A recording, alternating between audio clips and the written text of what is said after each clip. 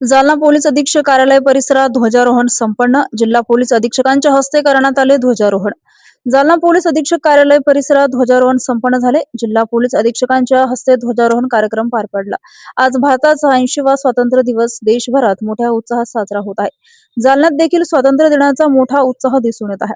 जालना येथील पोलीस अधीक्षक कार्यालय परिसरात पोलीस अधीक्षक तेगबीर सिंह सिंधू यांच्या हस्ते शासकीय ध्वजारोहण करण्यात आले. यावेळी पोलीस अधीक्षकांनी सर्व पोलीस अधिकारी व कर्मचाऱ्यांना स्वातंत्र्य दिनानिमित्त शुभेच्छा दिल्या.